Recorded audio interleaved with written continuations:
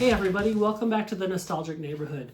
Yesterday I went to a really cool local bike show here in the St. Louis area and it turned out to be a lot of fun. And then later in the evening they were doing a showing of the movie Rad at a local movie theater in St. Louis, and Bill Allen was going to be there watching the movie with everyone and then doing a Q&A session afterwards. So I attended that too. And so all in all, I had a pretty rad day yesterday, and I thought I'd come here and take a couple minutes and share the experiences with you guys. So this was the first time that I've attended a bike show like this before, and I really didn't know what to expect.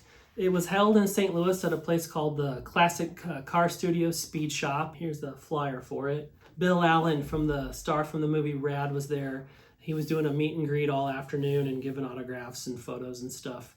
It was a pretty typical, from what I gather, bike show. They've had a swap meet, which probably was maybe a little less, engaging than maybe some other bike shows. But the judged bike show aspect, where people brought their bikes in to get judged, that was really cool. There were quite a few bikes, a lot of different bikes from different eras, and freestyle and racing. There were muscle bikes and custom, like, homemade bikes. And there were other bikes that weren't even entered into the event, the show part itself, that were out on display. So lots of really cool bikes, lots of nostalgia.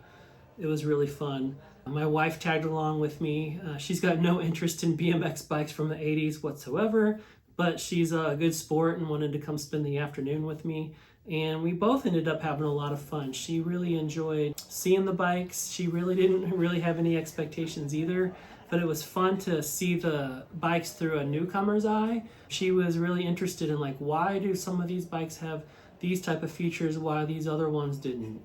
And which was the bike that you wanted when you were a kid? Why would one kid want this type of bike versus the other bike? Was it the style of it, or what features made it more desirable? Really interesting questions. So we had a lot of fun chatting as we walked through and looked at all the bikes. But all in all, it was a lot of fun. So when we got there, we first kind of scoped out the bike show area.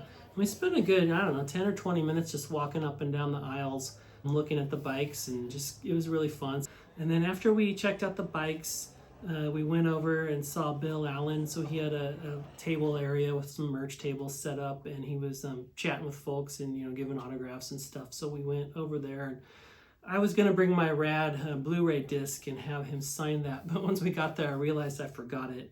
But he did have a merch table, and I saw this stack of these vinyl records, and I do have a vinyl record collection that I've been keeping up with over the last couple of years, and I did not have a copy of this Rad album. This is the soundtrack, and so it was a little bit expensive getting it there on the spot, but again, my wife being awesome, she was like, when are you ever going to have the chance to get that album and have Bill Allen, the star, sign it again? And the answer is probably never.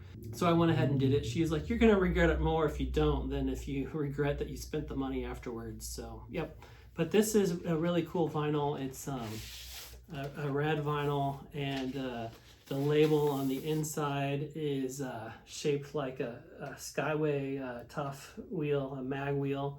So that's pretty cool.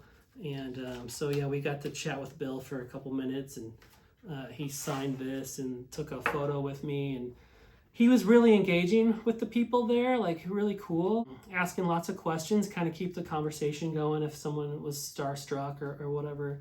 And he had asked me a couple questions, and one of them was if we were going to attend the screening of the movie that night. And I actually had no idea that they were doing a screening here in St. Louis.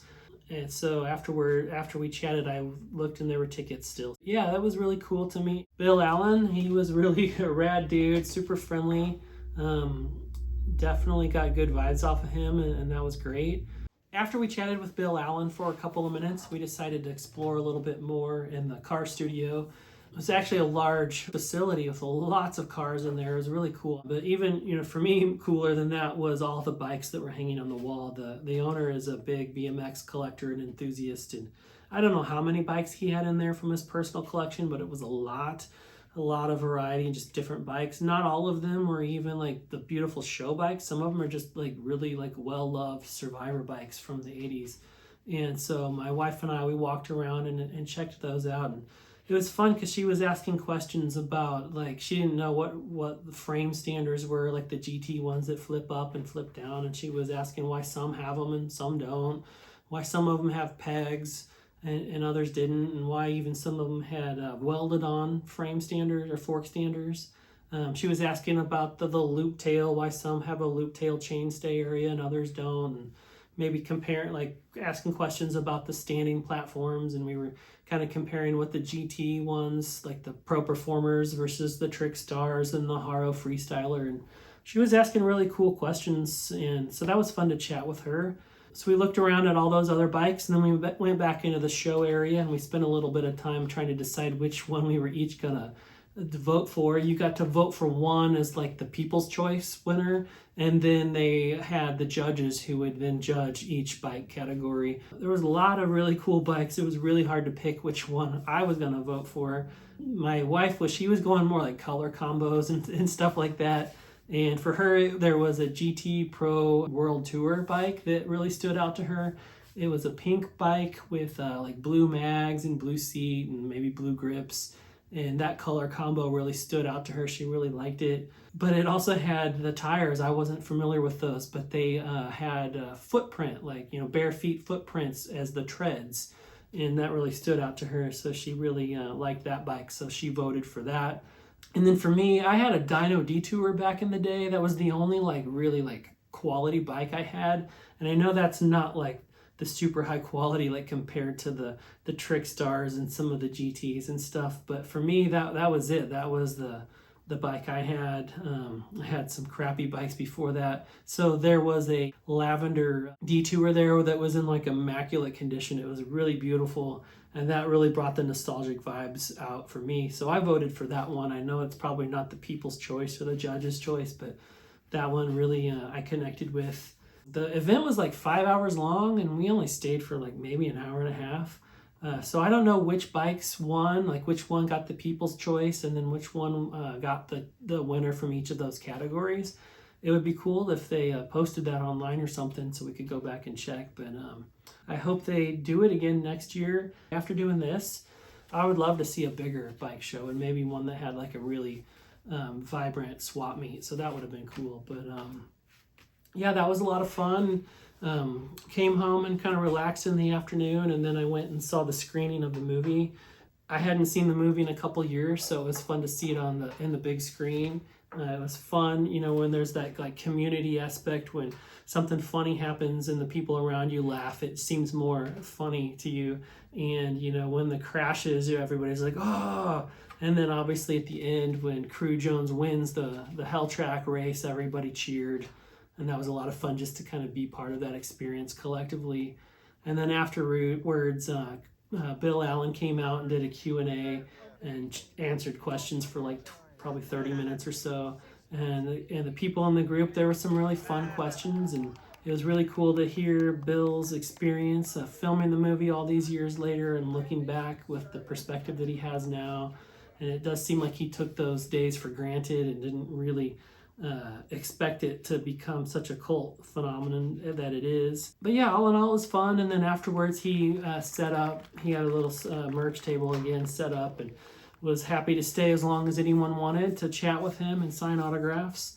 But since I had met him a little bit earlier in the day, I'd opted to, it was getting late, so I opted to hop in the car and head back home. But yeah, it was a really fun day. So if you have a chance to do either go to your local bike show if you've never done one. That was the first for me. I really enjoyed it. I definitely look forward to going to more of these. And if they're doing a rad screening, definitely go check it out. It's a lot more fun to watch the movie on the big screen with like 50 other like-minded BMX enthusiasts than it is to watch it by yourself. So looking back on yesterday, I don't really know how to describe it other than to say it was pretty rad. So thanks for hanging out with me today. I do have my Hutch Trickstar here on deck. The handlebars are supposed to be for sale this week. And then I have a couple more parts, so I'm getting close to getting ready to have that built. So if you want to stay tuned for that, please go ahead and subscribe and hit the like button. And I will be getting this going here in a couple more weeks. I really can't wait to get that going. So in the meantime, hope you have a rad rest of your day. And thanks for watching, and we'll see you next time.